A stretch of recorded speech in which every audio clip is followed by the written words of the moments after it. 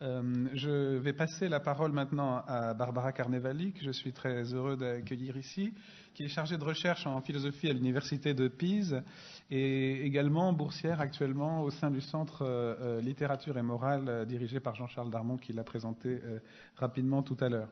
Elle écrit un livre sur Rousseau, qui a été édité en italien déjà, Romantisme et reconnaissance, figure de la conscience chez Rousseau, et qui est en cours de traduction chez Drose, qui reprend les catégories de Pierre Hadot pour interpréter la philosophie morale de Rousseau, et je crois d'une manière plus large d'ailleurs, l'ensemble de la philosophie qu'on pourrait dire moderne. Oui. Donc là, on est à mi-chemin, disons, enfin, à mi-chemin.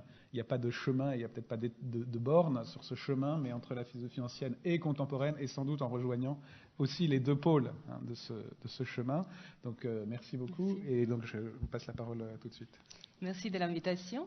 Le titre de mon intervention est « Les moi ineffaçables » et je vais traiter notamment les rapports, la possibilité d'appliquer les catégories de Pierre Hadot à l'ensemble de la philosophie moderne et à la problématique du sujet. Pierre Hadot a élaboré son interprétation de la philosophie antique en réaction à une certaine conception du rapport entre théorie et pratique dominante dans la philosophie moderne. C'est justement le sentiment d'être confronté à un genre littéraire de nature et de finalités très différentes qui a poussé les spécialistes de l'Antiquité tardive à s'interroger sur la différence spécifique de son objet d'étude, en aboutissant à la définition de cette forme particulière de la réflexion philosophique qu'il a baptisée exercice spirituel. De prime abord, donc, les rapports entre antiquité et modernité se présentent sous la forme de l'opposition.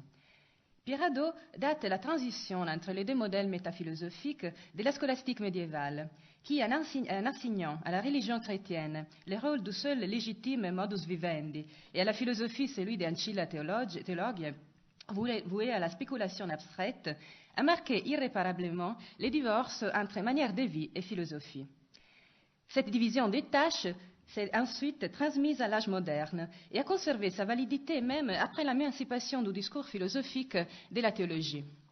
L'idée de philosophie qui triomphe dans la modernité et qui inspire nos institutions pédagogiques et la discipline académique est celle d'un discours théorique, d'un système de connaissances logiquement cohérent et argumenté, mais autonome et indépendant des exigences concrètes de la vie.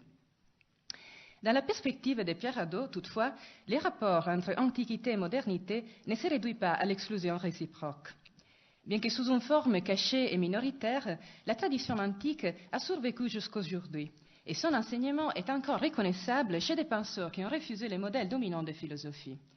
Les auteurs modernes les plus cités par Pierre Hadot sont notamment Montaigne, Kierkegaard, Nietzsche, Thoreau et Wittgenstein. Mais à sa liste de dissidents, on pourrait ajouter des humanistes comme Pétrarque et Erasme, ce que proposent les spécialistes et collègues et amis de Pierre Hadot, Julius Domanski, et aussi d'autres figures de penseurs anti-académiques et anticonformistes dont on a parlé et on parlera peut-être encore aujourd'hui, tels que Rousseau, Sartre, Foucault. C'est à cette ligne alternative de la philosophie moderne que sera consacrée mon intervention. Je me concentrerai notamment sur la figure de Rousseau, qui me semble particulièrement significative pour comprendre la persistance de l'héritage antique à l'âge classique, aussi bien que les nouveaux enjeux que la modernité a posés à l'idée de philosophie comme manière de vivre. La façon dont Rousseau a réinterprété et essayé d'incarner dans sa vie philosophique l'idéal de la sagesse antique nous permettra de faire apparaître une rupture décisive concernant le rôle de l'individualité dans la morale, rupture qui transforme radicalement ce que, selon Pierre Hadot, la philosophie antique a de plus propre, le rôle de l'exercice spirituel.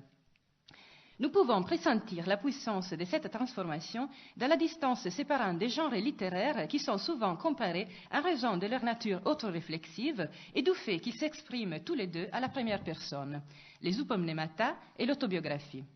La différence entre ces genres littéraires correspond, sur les plans de conception éthique, à la différence entre le travail moral du sage ancien, qui essaye de transcender son moi dans la perspective de l'universalité, et l'égotisme de l'écrivain moderne, convaincu de l'importance et de l'intérêt de son existence individuelle, et très souvent imbibé de narcissisme et d'exhibitionnisme. Mais avant d'aborder Rousseau, je voudrais consacrer quelques considérations à Montaigne, dont la position philosophique offre un premier et important aperçu de la question qui sera au centre de mon analyse. Comme Pierre Hadot lui-même l'a souvent remarqué, les essais sont l'œuvre moderne la plus proche de sa conception de la philosophie antique. À la base de cette proximité, il y a une profonde affinité d'esprit, une intuition originale du monde et de l'essence de la vie humaine, qu'il décrit d'une manière qui rappelle le fameux éloge de Montaigne écrit par Nietzsche. Je cite de Schopenhauer comme éducateur, « Qu'un pareil homme écrit, véritablement la joie de vivre sur terre s'en trouve augmentée. » Dans cet amour pour la vie, toujours d'après Nietzsche, Pierre Hadot nous invite à reconnaître l'héritage du socratisme, dont l'interprétation donnée par les essais est un portrait parfait de son idée de la philosophie comme manière de vivre.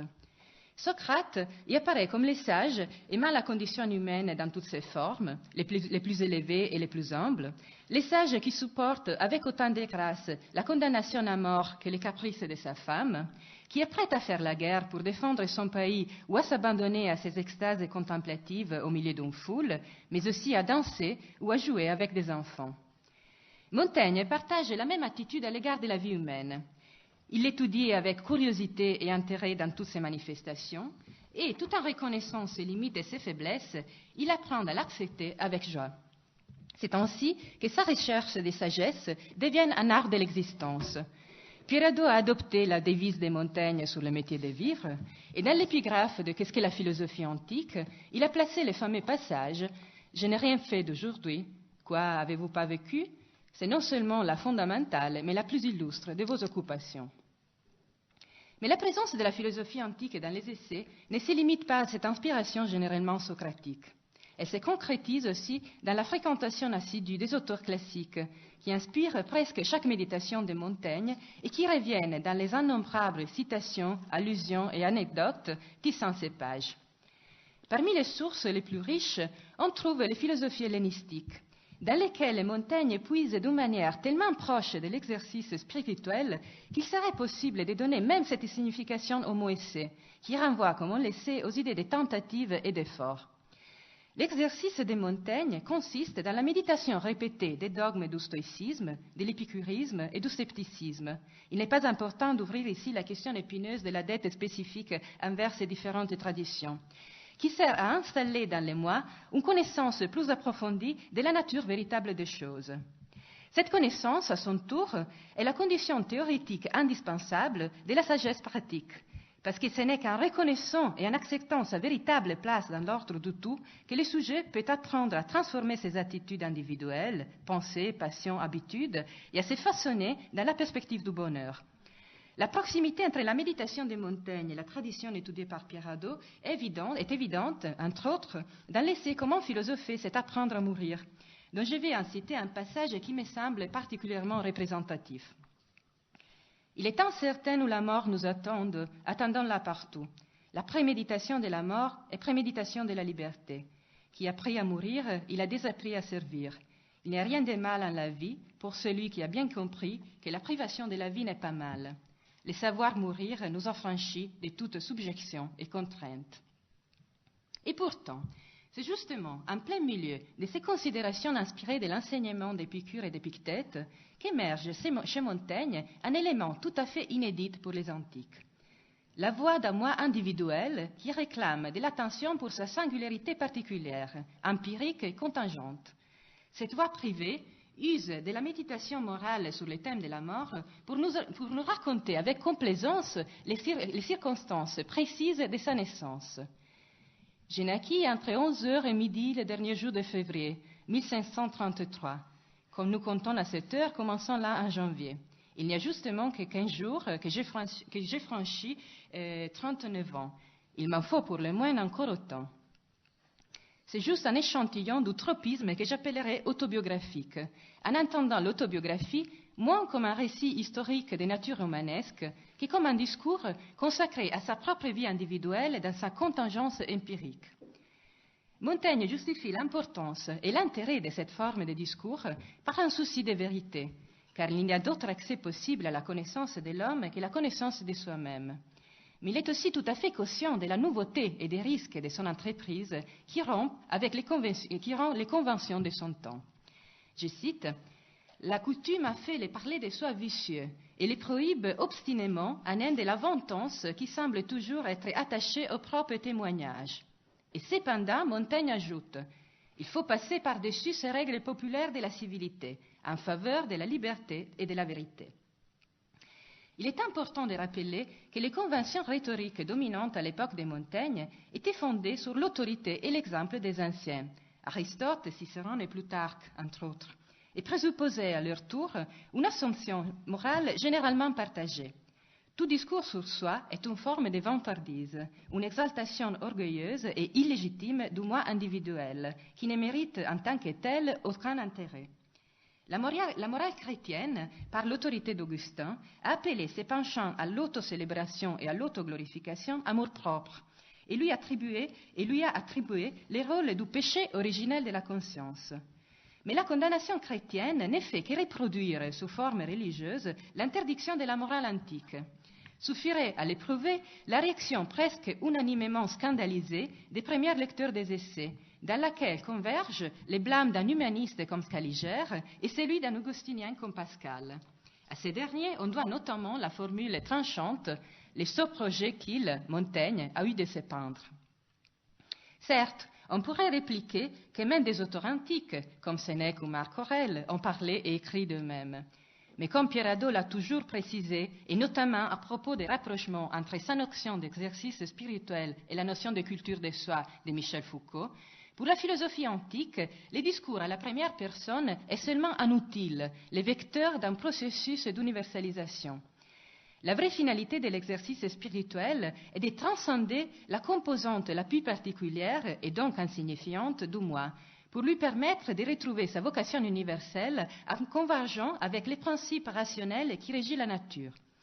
Il s'agit pour les philosophes d'abandonner sa vision égoïste, égocentrique, anthropomorphique et partielle de la réalité, pour se hausser à voir les choses du point de vue de Dieu, de la raison du tout.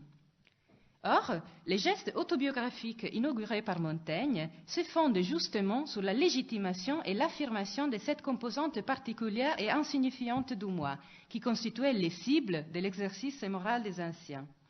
Et bien que Montaigne soit sincère dans son souci de vérité et que les intentions de son geste ne soient pas forcément narcissiques et vantardes, l'amour-propre entre dans son discours, ouvrant un champ nouveau à la psychologie et à la morale moderne. Il est donc temps de passer à Rousseau. Avec Rousseau, cette partie du moi dont nous avons décerné la naissance chez Montaigne s'affirme ouvertement. Le cas est encore plus intéressant dans la perspective de notre réflexion sur les rapports entre antiquité et modernité, car au maximum des renvois explicites à la tradition antique correspond chez Rousseau le minimum de familiarité authentique avec la pratique de l'exercice spirituel. À la différence de Montaigne, qui refuse toute posture exemplaire en se limitant de puiser dans le socratisme son amour pour la vie, Rousseau joue le rôle du sage et s'identifie publiquement aux modèles anciens. Son effort pour atteindre la cohérence morale, convergeant avec la normativité universelle de la nature, se heurte pourtant à la résistance d'une force opposée, dans laquelle s'exprime justement cet amour-propre que la tradition antique s'efforçait d'effacer. Considérons d'abord le premier aspect, la façon dont Rousseau hérite de la tradition antique. Mis sous la forme d'une dénonciation morale, la critique de la civilisation formulée dans les discours sur les sciences et les arts, la pensée rousseauiste s'est toujours proposée moins comme un système de connaissances que comme un ethos vécu, une attitude existentielle contre la société et la culture de son temps. Ce n'est pas un hasard si quelques mois après avoir triomphé au prix de l'Académie de Dijon, Rousseau prend la décision de changer radicalement son style de vie. Le philosophe qui a si violemment blâmé la décadence des mœurs contemporaines ne peut pas se soustraire à la preuve de la cohérence et essaye d'attester la validité de ses principes abstraits par la force de son exemplarité personnelle. Cet épisode justement célèbre, appelé par Rousseau « ma réforme », inaugure la naissance du rousseauisme comme manière de vivre philosophique, au sens précis que Pierre Hadot donne à cette expression. J'évoquerai la réforme selon la description détaillée que Rousseau en donne dans ses rêveries. J'ai quitté le monde et ses pompes. j'ai renoncé à toute parure, plus d'épée, plus de montres, pas de bas blancs, des dorures, des coiffures, une perruque toute simple, un bon gros habit de drap, et mieux que tout cela, j'ai déraciné de mon cœur les cupidités et les convoitises qui donnent du prix à tout ce que je quittais. J'ai renoncé à la place que j'occupais alors pour laquelle je n'étais nullement propre, et je m'ai mis à copier de la musique à tant la page, occupation pour laquelle j'avais eu toujours un goût décidé. Je ne bornais pas ma réforme aux choses extérieures, j'ai senti que celle-là même en exigeait une autre, plus pénible sans doute, mais plus nécessaire dans les opinions. Dorénavant, Rousseau donnera une importance extrême aux détails apparemment les plus banals et insignifiants de sa vie privée. Dans les confessions et les œuvres autobiographiques, il décrira soigneusement sa façon de s'habiller. Après les bons gros habits de drap, il choisira un caftan arménien, les lieux où habiter, la forêt de Montmorency, l'ermitage, la campagne, des lieux encore proches de l'état de nature qui s'oppose symboliquement à la vie corrompue de Paris, et son régime alimentaire, qui privilégie évidemment des produits naturels et non sophistiqués. Il éprouvera le besoin de justifier ses fréquentations sociales, des gens du peuple par élection, des grands seulement par nécessité, et de proclamer que son travail manuel de copiste lui garantit l'indépendance matérielle et spirituelle. La réforme de Rousseau est en somme une parfaite conversion selon la définition de Pierre Hadot. Recommencement absolu par un retour à l'originel et à l'originaire, à l'essentiel, à l'authentique. Elle atteste la tentative de faire converger chaque moment de la vie quotidienne vers les pôles normatifs de la nature. Ces derniers concepts jouent dans les systèmes rousseauistes un rôle équivalent sous plusieurs aspects à celui de la physis stoïcienne. C'est l'inspiration à s'identifier avec la nature qui permet au sujet d'atteindre les points de vue de la totalité cosmique et d'accepter son juste rang parmi l'ordre naturel des êtres. Dans la profession de foi du vicaire savoyard, la partie de l'Émile contenant le cœur métaphysique de la pensée rousseauiste, on peut lire la fondation philosophique de ces gestes de recentrage moral où résonne l'écho des exercices spirituels. Je cite « Ô homme, resserre ton existence au-dedans de toi, et tu ne seras plus misérable. Reste à la place que la nature t'assigne dans la chaîne des êtres. Rien ne t'en pourra faire sortir. Ne réjambe point contre la dure loi de la nécessité, et n'épuise pas, à vouloir lui résister, des forces que le ciel ne t'a pas données, pour étendre ou prolonger ton existence, mais seulement pour la conserver comme il lui plaît, et autant qu'il lui plaît. Ta liberté, ton pouvoir, ne s'étendent qu'aussi loin que tes forces naturelles, et pas au-delà. Tout le reste n'est qu'esclavage, illusion, prestige. Rousseau connaît bien Sénèque, Épictète et les principes essentiels de la philosophie épicurienne. Cette tradition jouera un rôle très important dans l'Émile, où les exercices spirituels sont appliqués sous une forme pédagogique, et reviendra occasionnellement dans les écrits autobiographiques, comme dans cette page de rêverie très aimée par Pierre Hadot, où Rousseau décrit son expérience unitive avec la nature. L'influence du modèle antique est encore plus évidente si l'on considère que pour justifier la nécessité de vivre de façon plus cohérente, Rousseau se réclame explicitement de l'exemple socratique, ainsi exalté dans les discours sur la vertu du héros, à côté de celui de Caton. Je cite « Si Socrate était mort dans son lit, on douterait peut-être aujourd'hui s'il faut rien de plus qu'un adroit sophiste. » Refusant la séparation entre discours et vie qui s'est imposée dans la pensée moderne, et notamment dans cette nouvelle sophistique qui à ses yeux est la philosophie des Lumières, Rousseau essaye de réactualiser la figure démodée du sage. Il s'engage avec son public à faire ce qu'il dit et à dire ce qu'il fait. C'est dans cet effort qu'il voit la différence essentielle entre sa pensée et celle des philosophes. Je cite des Confessions. C'est fou moins ma célébrité littéraire que ma réforme personnelle qui m'attira leur jalousie. Ils m'auraient pardonné peut-être de briller dans l'art d'écrire, mais ils ne pourraient pas me pardonner de donner par ma conduite un exemple qui semblait les importuner. L'imitation de l'Antiquité devient donc à son tour exemplaire, offrant à ses disciples potentiels un modèle éthique dont l'efficace est proportionnelle à sa force vivante. Il faut remarquer d'ailleurs que le pari d'exemplarité de Rousseau aura un succès extraordinaire. On ne saurait citer des penseurs modernes qui aient eu plus d'imitateurs dans tous les domaines où il a exercé son autorité. Il existe un rousseauisme politique, les révolutionnaires du 89, un rousseauisme littéraire, les fanatiques de la Nouvelle Héloïse ou des Confessions, et un rousseauisme existentiel, les modes de vivre à la manière de Jean-Jacques, qui s'est diffusé même dans les milieux les plus insoupçonnables, comme la cour de la reine Marie-Antoinette. Si on mesurait l'efficacité d'un enseignement philosophique par les nombres et l'enthousiasme de ses élèves, le rousseauisme serait sans aucun doute l'école principale de la modernité. En somme, si on considère la morale de Rousseau à la lumière des catégories de Pierre Hadot, on trouvera une réponse à beaucoup de questions qui hantent la critique depuis longtemps, en commençant par les problèmes du rapport entre les textes autobiographiques et les œuvres plus traditionnellement théoriques. Dans la perspective de la philosophie comme manière de vivre, les récits des confessions se révèlent les compléments naturels et indispensables des idées rousseauistes, une autodoxographie, une sorte de Diogène Laërce à la première personne.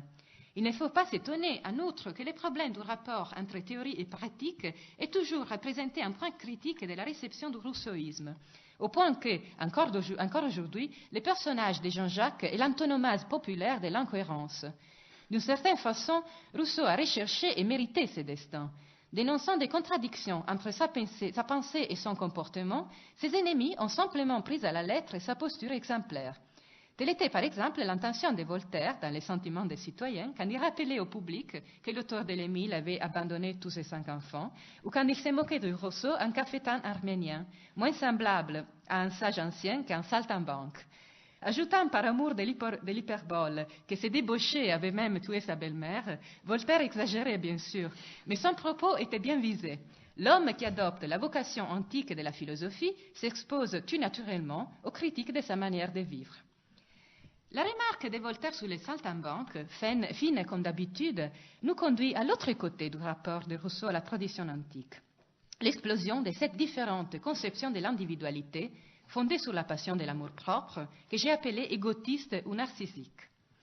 Il semble en fait y avoir toujours quelque chose d'excessif, de bizarre, d'exhibitionniste dans la manière dont Rousseau assume son rôle de sage. On a souvent les soupçons de la mise en scène et de la vantardise. Ce n'est pas un hasard si, tandis que Rousseau prétend s'inspirer surtout des modèles socratiques et stoïciens, ses contemporains évoquent plutôt les cyniques Diogènes, c'est-à-dire les philosophes antiques célèbres par son goût de la provocation et du scandale. Singe de Diogène, comment tu te condamnes toi-même, commentera significativement Voltaire, en lisant les pages du discours sur les sciences et les arts qui dénoncent la volonté des hommes civilisés de faire parler d'eux-mêmes. On pourrait répliquer à cette perplexité en remarquant que l'étrangeté de Rousseau ne fait que reprendre un des aspects les plus spécifiques de la tradition antique, la fameuse atopie socratique. Je vais donc rappeler brièvement l'histoire et la signification de ces concepts fondamentaux à qui Pierre Hadot a consacré des pages remarquables.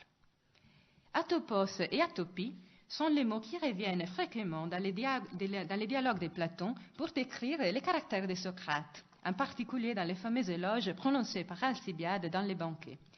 Les mots atopos signifient étymologiquement hors lieu ou sans lieu, et peut être donc traduit comme étrange, extravagant, absurde, inclassable, déroutant. Les philologues se sont beaucoup interrogés sur la signification exacte de cette appellation, tandis que les philosophes l'ont interprétée plus librement selon leur sympathie théorique. Montaigne, on l'a vu, comme expression de la disponibilité pour toutes les formes de vie, de l'universalité. Kierkegaard comme expression de l'individualité existentielle, de l'unique. Nietzsche comme la posture intempestive du philosophe contre l'esprit du temps. Quant à Rousseau, il suffit d'évoquer une page emblématique de ses confessions qui cristallise plastiquement la particularité de son attitude atopique. Il s'agit de l'épisode qui raconte la représentation du devin du village à la cour de Louis XV. Le philosophe, qui vient de publier son discours et d'appliquer sa réforme, reçoit une invitation officielle de la part du roi, qui veut lui proposer une pension à vie.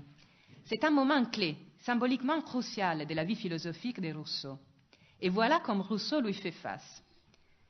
J'étais ce jour-là dans le même équipage négligé qui m'était ordinaire.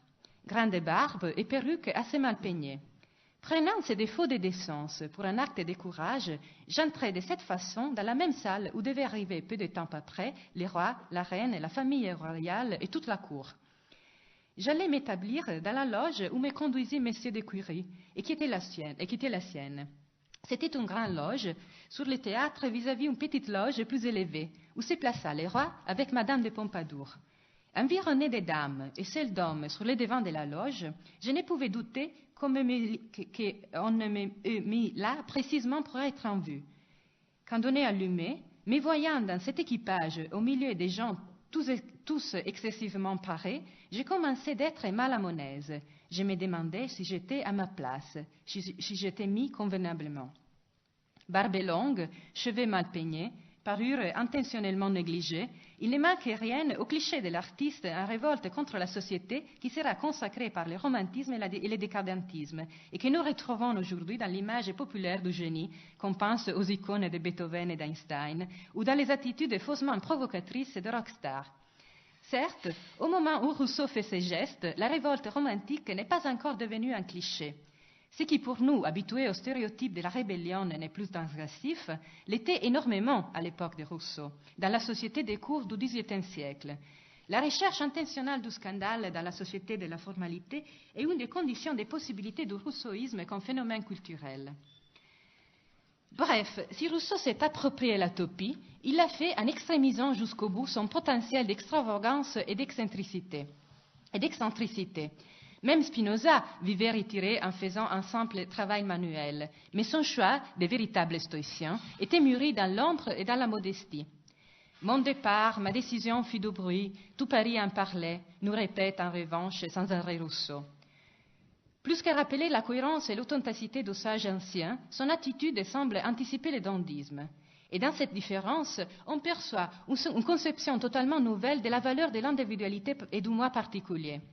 Les gestes au théâtre de Fontainebleau, au fond, ne fait que reproduire dans la pratique les gestes autobiographiques qui ouvrent les récits des confessions. Je cite « Être éternel rassemble autour de moi l'innombrable foule de mes semblables, qu'ils écoutent mes confessions, qu'ils gémissent de mes indignités, qu'ils rougissent de mes misères, que chacun d'eux découvre à son tour son cœur au pied de ton trône, avec la même sincérité. Et puis qu'un seul te dise, s'il l'ose, je suis meilleur de cet homme-là. » Cette voix qui prend la parole en revendiquant le droit de parler de soi et qui réclame l'attention de toute l'humanité est encore plus privée et nourrie d'amour-propre que celle de Montaigne. Les réactions du public de Rousseau seront par conséquent encore plus scandalisées que celles des lecteurs des essais. Il serait préférable de ne pas utiliser des catégories abusées comme celles des moi modernes ou des subjectivités modernes, renvoyant implicitement à une philosophie de l'histoire qui voit un développement téléologique dans les rapports entre l'Antiquité et la modernité. Mais il est évident que dans la façon dont Rousseau interprète la philosophie comme manière de vivre, on assiste à l'émergence d'un phénomène nouveau, une nouvelle conception de l'authenticité morale qui se fonde sur un rapport très différent entre individualité et universalité. Je vous remercie.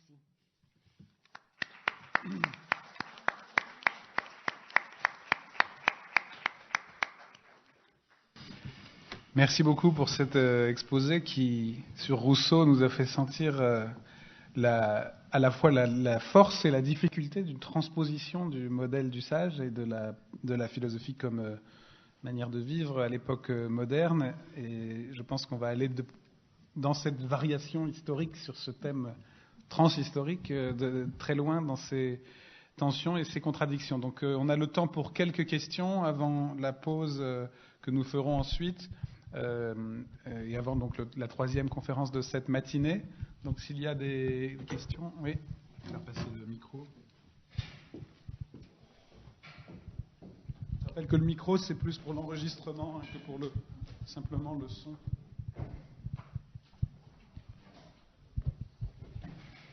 Bonjour. Alors la question c'est plutôt par rapport à Montaigne que par rapport à Rousseau. Et c'était sur le fait que chez Pierre Hadot notamment, la vision de l'exercice spirituel dans l'Antiquité est liée aussi à toute une posture par rapport au monde, ce qui est l'une des raisons justement de sa distinction par rapport à la culture du moi à la culture de soi chez Foucault. Au fond, l'exercice spirituel, c'est une forme de sagesse où le sage se met en adéquation avec le monde, une sorte de sagesse du monde comme l'entendrait Rémi Brague. Et alors chez Montaigne, cette posture est strictement, me semble-t-il, impensable. elle est impensable d'une certaine manière parce que Montaigne réactive une attitude plutôt, disons, sceptique par rapport au monde qui rend très difficile ce genre de choses-là. Alors quel est le lien, si lien il y a, entre ce que tu as décrit comme l'émergence d'un tropisme autobiographique et du moi et ce type d'impossibilité d'adéquation au monde que Montaigne pourrait éprouver dans sa réactivation d'une posture plutôt sceptique? Si il y a un rapport, hein, c'est une question ouverte.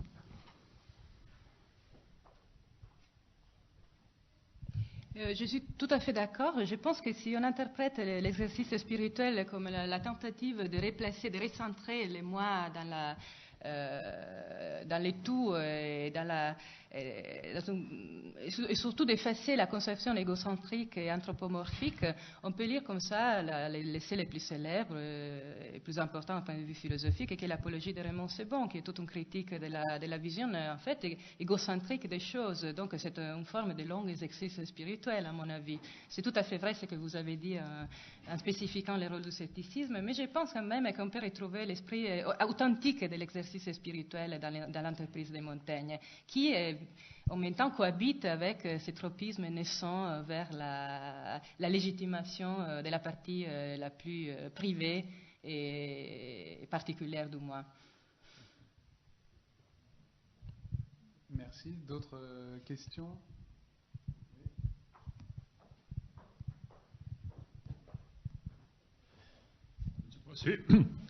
C'est une question qui peut s'adresser aux deux orateurs. Je ne sais pas si vous avez remarqué dans la réédition du livre de Pierre Hadot sur Plotin, une postface qui est une mise au point où, dans une certaine mesure, Pierre Hadot affirme que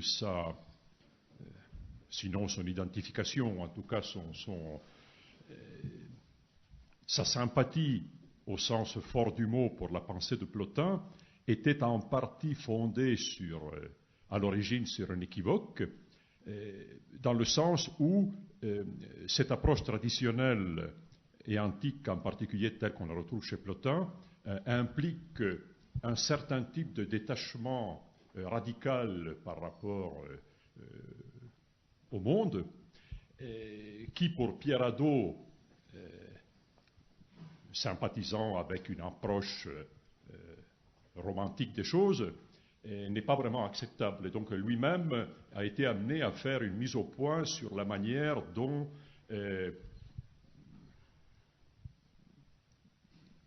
la sympathie qu'un moderne, comme lui-même se considère, peut éprouver pour les approches anciennes, reconnaît des limites. Et il me semble qu'il y a un certain rapport avec ce que vous avez dit, c'est-à-dire une désindividualisation ou une individualisation. Voilà.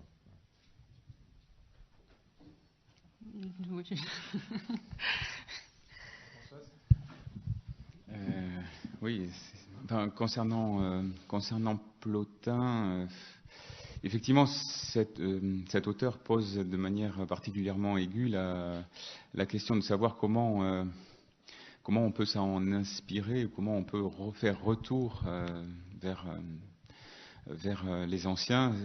Il est d'emblée sans doute plus facile de chercher un modèle du côté des stoïciens ou des épicuriens. Il semble plus radical, disons, de vouloir retourner à Plotin. Donc la question est de savoir comment on le lit dans le sens de l'actualisation ou de la relative actualisation. Et bien entendu, là, des problèmes nouveaux se posent par rapport aux autres traditions philosophiques dont je parlais. Pour ma part, je suggérerais volontiers que on peut trouver dans Plotin, comment dire, même si c'est sur le mode d'une transposition et même si dans sa perspective, ça s'appuie sur une métaphysique, donc d'inspiration platonicienne, on peut retrouver chez Plotin à la fois l'idée de l'ouverture aux autres, de l'ouverture au monde. Simplement, il y a une forme de transposition transposition. C'est-à-dire que le vrai monde n'est pas, si on peut dire, c'est le monde intelligible et pas le monde sensible. Les vrais autres, ce sont les âmes, ce ne sont pas les êtres incorporés, si on veut, que nous paraissons être. Bon, si on accepte de penser dans les termes de ce décalage, on peut retrouver chez Plotin quelque chose de très intense et d'actualisable, hein, qui est effectivement lié à toute la réflexion sur la conversion intérieure, sur l'ouverture à ce qui est, sur le désir du bien, et donc sur l'intense amour qui nous pousse vers ce qui est, vers le principe, moyennant ces aménagements. Plotin offre un très beau modèle aussi, mais effectivement cela suppose, pour que l'on puisse entrer dans cette forme de reprise de dialogue et reprise de modèles antiques, ça suppose dans le cas d'un Plotin une certaine transposition, alors qu'on est davantage de plein pied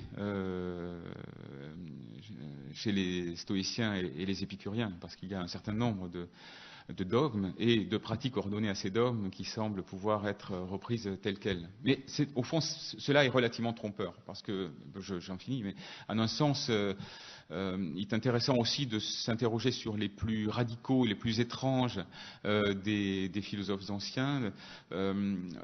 C'est intéressant parce que ça nous amène à prendre conscience du fait que de toute façon, il doit y avoir des formes de transposition et d'adaptation. Hein. Ce que j'évoquais tout à l'heure, Pierre Hadot n'a jamais dit que l'on pouvait être stoïcien au sens plein du terme. Aujourd'hui, ça suppose déjà des aménagements et en un sens, le néoplatonisme peut, nous aider aussi, mais bon, en l'occurrence, les transpositions sont un peu plus nombreuses, un peu plus délicates à opérer, mais bon, voilà. Merci. Moi j'aurais une question pour Barbara Carnevali. Je me passe le micro. Oui, parce que j'ai trouvé très, très forte l'opposition chez Rousseau entre la reprise, disons, authentique, en tout cas la posture depuis le premier discours, avec la prosopopée de Fabricius, et au fond le modèle romain d'ailleurs, autant que grec du sage. Bon, et cette posture narcissique aussi dans les confessions. Mais il y a une autre dimension, et je voudrais vous demander ce que vous en pensez. Par exemple, dans la profession de foi du vicaire savoyard, c'est vrai qu'il y a cette visée de réforme personnelle, mais le modèle qui s'interpose aussi, c'est le modèle cartésien, c'est-à-dire une fois dans la vie, et d'ailleurs c'est bien dit dans les rêveries du promeneur solitaire aussi, semel in vita, une fois dans la vie, repenser aussi les fondements de la connaissance, accéder à la vérité et reprendre le modèle cartésien de la méditation. Et ce que je voulais vous demander, c'est comment, d'une façon extrêmement forte, à la fois chez Rousseau, mais peut-être aussi chez Descartes, et d'ailleurs en réponse au scepticisme de Montaigne, peut-être également, sur le problème de la connaissance et du monde, comment est-ce que vous voyez cette sorte de rupture cartésienne qui n'en est peut-être pas tellement une que ça? C'est-à-dire, au fond, la modernité va chercher peut-être dans le retour à soi un fondement de la connaissance, donc peut-être plus dans la direction de la théorie, mais ça reste une réforme pratique de la vie. Et je crois quand même qu'on ne peut pas... La profession de foi du vicaire savoyard, elle comprend cette référence à Descartes de manière très intime. C'est-à-dire vraiment, je fais table rase... Et qu'est-ce que je trouve? Alors, c'est plus le cogito, mais bon. Donc, comment est-ce qu'on peut situer, finalement, cette référence cartésienne, moderne, dans la reprise tendue du modèle antique? C'est tout à fait juste. Il y a un très beau article de Henri Gouillet qui concerne exactement ces points-là. Et qui concerne, il essaye de faire un rapprochement entre les deux modèles. C'est l'article que j'avais en tête. Oui, et la conclusion va exactement dans la direction de notre journée d'études, c'est-à-dire qu'il y a une reprise littéraire de la réforme cartésienne, mais qui est décentrée sur le plan éthique. C'est une réforme plutôt, ce qui importe dans la vie, c'est d'avoir une perception éthique de ce qui importe. Et l'intellectualisme est considéré par Rousseau comme un véritable chrétien dans ce point de vue-là, parce qu'il est convaincu que ça suffit de faire le bien pour être heureux, et que les connaissances, la philosophie, la culture, l'érudition n'ont aucune valeur pour le bonheur en soi. C'était un peu l'essence de sa critique dans les discours contre l'autocélébration de la modernité. Et oui, l'héritage de Descartes est très utile pour voir cette nouveauté. Merci. Donc on pourrait revenir aussi là-dessus, parce que c'est vrai que c'est très très riche, mais la question de Descartes, au fond, est-ce que Descartes a seulement cherché le fondement de la science, ou est-ce qu'il a aussi cherché une visée pratique? C'est pas si sûr. Et Rousseau passe aussi par le fondement de la connaissance, comme tous les philosophes, au fond, dont il est question depuis l'Antiquité jusqu'à aujourd'hui.